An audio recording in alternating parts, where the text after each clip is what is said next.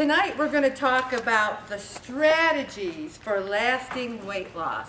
You know, 2 weeks ago, Father Pryor had a sermon, and he said, basically, I have 3 sermons, and I just mix them up. A few people chuckled, but I roared. I was like, oh, ha, ha, ha. And the reason I thought it was so funny is because for 2 years and 5 months, I've tried to take eat less, move more, and pray, and say something different about those 3 items every week.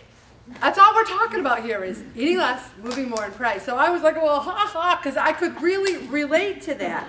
And I think, too, one of the things that we cannot lose sight of is what we're doing here. Now, if I took 100% of the group, I would say that 20% have bought in lock, stock, and barrel to eat less, move more, and pray. They've changed their life. They're not going backwards. They say, this is a lifestyle style change. I'm not going to eat those chips or eat those donuts. 20%. And then the other 20% are kind of new. And they're kind of gung-ho. I'm new. I'm eating healthy. Now, the jury's still out on that 20% for the long haul. But they're believers. They're doing it. The next 20% were believers. They lost weight. And maybe they're eking a few pounds on here and there. They think, you know, I'm gaining a few pounds, but am I a believer? Have I changed my lifestyle? Can I do this the rest of my life? And sometimes we get mad. We say, why? Why can't I eat what I want to eat? And why do I have to exercise? I want to do what I want to do. And when we do that, we get in trouble. And that's where those 20% are. And then there's 40%. And those 40%, they come. They come. And on Thursday night, they're on fire with the Holy Spirit. I'm going to do it. I'm going to get up Friday morning and I'm going to eat less. I'm going to move more and I'm going to pray. And then the week comes, whatever happens. But here's the beauty. Only one person in Pray It Off has gained weight. That person's got some medical things, and I'm going to put them right over here because they're coming and they're trying. Nobody else has. Nobody else. If I wasn't in this group, I would be gaining weight. I went to Weight Watchers for 5 years. I was the star. Everyone knew my name.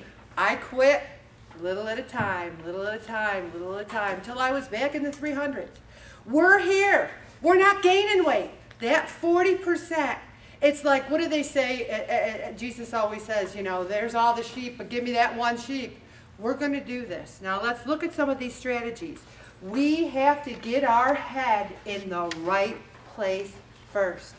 We have to say, we've got some habits that are so ingrained. I have a latte and a muffin every day. I have to have my latte and muffin. Or I have fried fish on Friday. If I go through the day, I got to have it. We have some habits that are so, I have bacon on Friday. I don't want to exercise. If we're going to make a permanent lifestyle change, we have to look at some of those habits. Do we have to diatribically change them? What we have to do is say, you know what? I want my fried fish on Friday, but Monday, Tuesday, Wednesday, I'm going to drop my calories down. You make deals with yourself. Also, we have to make a commitment. You know, Terry, I don't know if she's here tonight, she was saying that her business, everything they talk about is commitment, commitment, commitment. It's the buzzword for 2010. And it really fits in well here at Pray It Off. Doing the log is a commitment. Why do you think I make you do it? Because it engages you in the weight loss process. Coming every week. Now, if you don't come because it's a nice day and you want to play tennis, is that a good reason? We come because it keeps us focused. This is what we do. If you don't come, very rarely do people not come. I'm not talking about the Florida people because they're in that 20% that believes. You know, they can go away and still keep on track. But those of us who maybe miss 2 or 3 weeks, you get off task. You got to believe it. There are people in this group that don't believe in themselves, and I believe in you. You have to say, you know what? I haven't done it before, but I can do it again. Don't you believe that? I believe in redemption. I believe that people can change. And the only person you can change is yourself. Can we change our kids? Can we change our husband? Can we change our mothers? We can change ourselves. Also, you have to have some little goal. Even if you weigh 205 and you say, I want to weigh 199, or you weigh 189 and you say, I want to weigh 179. But if you weigh 250 and you say, I want to weigh 125, let's be realistic here. Also, the portion sizes. The log's important because people write down salad. Now, I've seen salads with a few leafy green veggies and a couple of tomatoes and vinaigrette dressing. And I've seen salads with hard-boiled eggs and full-fat cheese and whole Thousand Island dressing and bacon.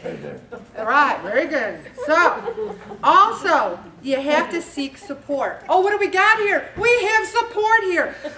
Men and women who participated in a structured weight loss program that included weekly group support lost more weight and did a better job of keeping it off for 2 years than did people who lacked group support. Who's been in the group for 2 years? I'm not going to ask you to put your hands up because I know all of you have lost weight and kept it off. Every single person. We can do this. Also, one of the things is we have to really look at our eating patterns. You know how many times people say to me, I had a bad week, you know, I didn't feel good, so I ate, or I was under stress and I ate. What does Dr. Phil always say? How's that working for you? How is it working for us? We've done it. We've ate the chips, we've had the ice cream. It doesn't make it better. I am a witness. I've lost weight and I have the same amount, if not other problems, they're different. And I'm saying, Jesus, I trust in you. Jesus, I trust in you. That's what he wants us to do. I've taken off my suit, my vice president to God, and I sometimes go, really?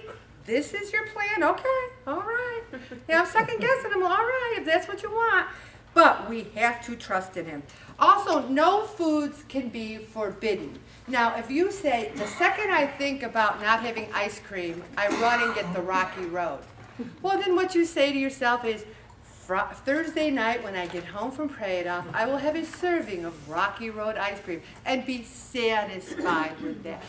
Without control, we go into hopelessness. How many times do you come in here and you've gained weight and you say, oh, does anyone go, woohoo, I gained 5 pounds. Good for me. Yes, I'm so great. No. You go, oh, I had a bad week. Oh, we're all going to have bad weeks. Now, some weeks are, there's very few people in the group, and I wish I was one of them, that have stressful weeks and they lose weight. I don't know where they're from. Another planet, because, you know, I was never one of those, oh, I'm too stressed to eat. Really? No, not me. Give me the turkey and stuffing and dressing, you know. Also, we have to look at food as if it's fuel to keep us going, not an emotional crutch. It's just food. It's not my best friend. It's a good friend. It sustains us. It keeps us going. But there's no give and take. There's just give. There's just give. When we take off some of it, it doesn't make our problems go away. It never has, and it never will. Also, exercise. I've got people that are eating fine, and they're not doing one stick of exercise. None. If you got a desk job and you're at a desk and it's a stressful job, mow the lawn, dig in the dirt, find something. Because it says right here, you need 30 minutes of activity a day just to maintain good health.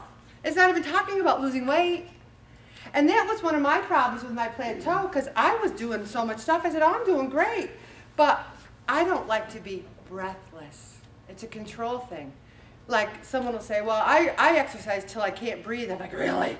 Oh, I don't want to do that. The second I go, I think, oh, am I dying here? I don't like to lose my breath.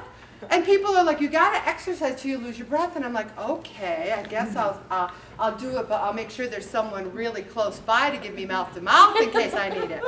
So you have to really push it up. I got to push it up. We all have to push it up.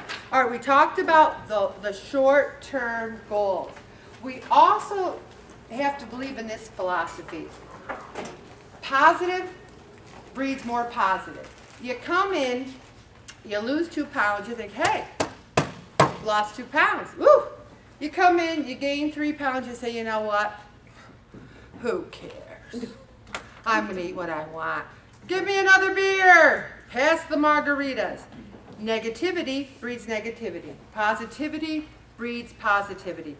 Every week from now until doomsday, I'm going to have the same 3 sermons.